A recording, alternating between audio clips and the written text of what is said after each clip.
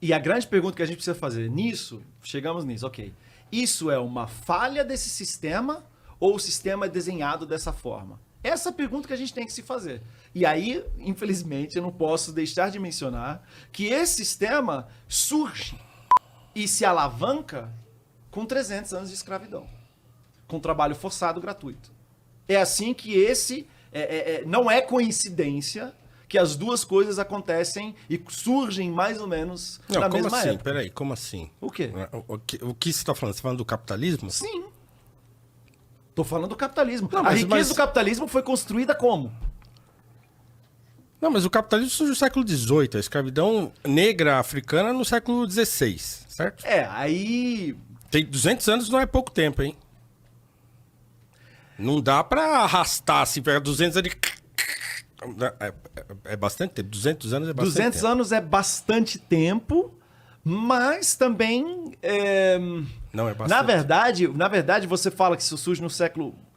Peraí, de século XVIII, é isso? É, Revolução Industrial. Então, só que, por exemplo, tem aqueles mapas. Você já viu no Instagram que eles postam os mapas de, tipo, a escravidão começa muito antes. Mas o grosso do tráfico de escravos acontece mais ou menos nesse período aí.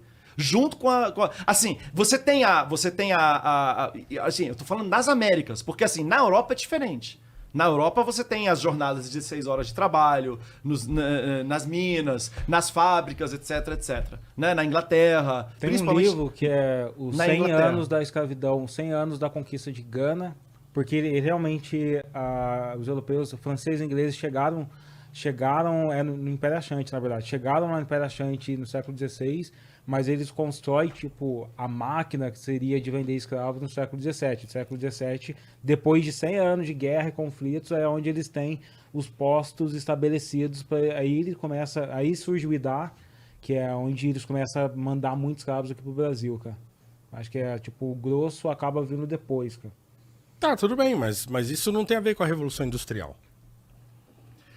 Não, porque nas Américas a Revolução Industrial chegou depois. Entendeu? Mas, todo detalhe, a escravidão das Américas, ela explica mais a questão do capitalismo e o lucro do capitalismo dos primeiros, sei lá, 200 anos, vamos dizer, nas Américas. Na Europa tem o colonialismo, né? Que a gente também, porque depois da escravidão que isso se tornou inviável, aí tem a exploração através do colonialismo, né? Que já existia de uma outra forma antes, mas onde eu tô querendo chegar? Tipo, ok, e é verdade, não existe nenhum projeto de extrema esquerda que tenha dado certo. Mas quando a gente fala isso, e todas as pessoas que falam isso, partem do pressuposto que o projeto capitalista deu certo. E aí as pessoas falam, não, deu certo porque diminuiu a pobreza, tal, mas todos os índices de diminuição de pobreza, o conceito por detrás, o que é diminuição de pobreza?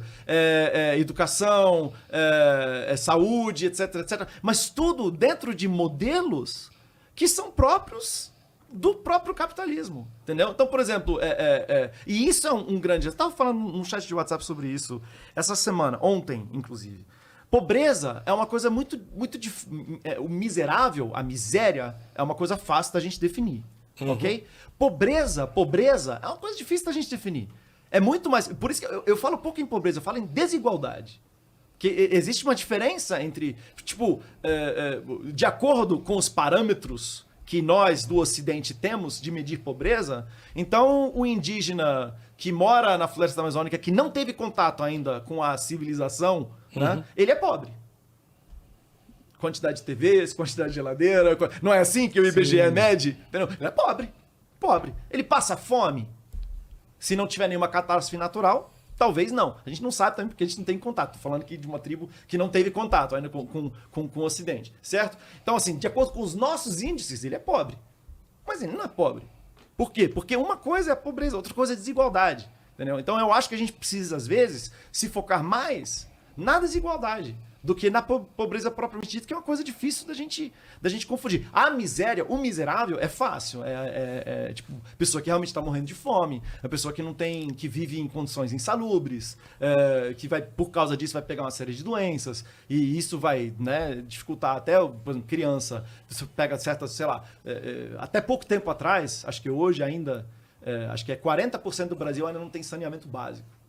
Exatamente. Saneamento Tem básico. estado que não tem. Saneamento básico é um negócio que, tipo, as consequências da falta de saneamento básico são doenças infantis que você vai pegar, que teus colegas não vão pegar. E isso pode. Aí o corpo, a energia que ele gasta, né, em quem tem saneamento básico para sobreviver, o outro vai gastar para desenvolver.